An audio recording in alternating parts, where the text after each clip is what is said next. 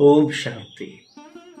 जैसे कि पिछले सेशन में हम लोगों ने बात की कि अब आगे से हम लोग बात करेंगे परमात्मा इस विषय के ऊपर। संसार में सबसे ज्यादा लड़ाइयाँ अगर किसी चीज से हुई है तो वो है धर्म और ईश्वर। ज्यादा चलने वाला अगर धंधा कोई है तो वो है धर्म के नाम पर और भगवान के नाम पर धंधा करना। दूसरा, भगवान के नाम पे, धर्म के नाम पर लोगों को बांट बांट के संसार पे राज्य करना। भगवान के नाम पर सारी दुनिया में इतना डर दिखाया जाता है कि लोग परमात्मा को भय से याद करते हैं। परमात्मा वास्तव में हम सब के पिता है। परमात्मा तो कल्याणकारी है। कहा ही जाता है, त्वमेव माताश्च पिता त्वमेव, त्वमेव बंधु सखा त्वमेव।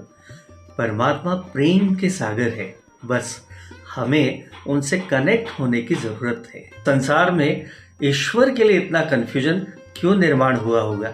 और कारण है बहुत ही सहज, भगवान के लिए हमारा अज्ञान। सारी जानकारी संसार में ऑलरेडी होते हुए भी अनेक मतांतर संसार में आए, उसे लादा गया, थोपा गया और इस कारण से ईश्वर या परमात्मा या भगवान के लिए बहुत सारा कंफ्यूजन उत्पन्न हो गया। और हमने भी जिसने जो बोला उसको सच सच करके मान लिया।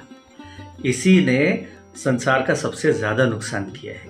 वेद तो एक परमात्मा को मानते हैं, एक निराकार ईश्वर के अस्तित्व को मानते हैं, लेकिन बाद के समय में हिंदू धर्म में बहुईश्वरवाद कैसे आया? इसके साथ ही साथ हमने पंच महाभूतों को भी भगवान मानना शुरू कर दिया और खुद को भगवान घोषित करने वालों की संख्या सबसे ज्यादा आपको भारत में ही मिलेगी। और भगवान फला फला विधि करने के बाद में ही मिलेंगे, हमारे सिवाय नहीं मिलने वाले हैं।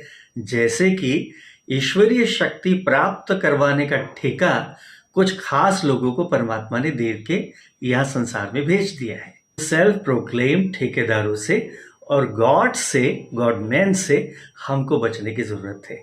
जो स्वयं इस संसार के चक्र में बंधे हुए हैं, जन्म मरण में बंधे हुए हैं, वो किसी को मुक्ति कैसे दे सकते हैं? परमात्मा के विषय में और भी जानेंगे और उनसे कनेक्ट होने का अभ्यास भी करेंगे। लेकिन आप सभी आज से ही एक अभ्यास आरंभ कर दीजिए, वो ये कि परमात्मा जो ऊपर रहते हैं उन्हें मन से याद करना, अर्थात उनसे बातें करना आरंभ कर दीजिए। बिल्कुल सहज, जैसे हम अपने रिश्तेदारों से, दोस्तों से बात करते हैं। ईश्वर हे भगवान कहने की जरूरत नहीं है, प्यार से बाबा कहिए बस। ओम शांति।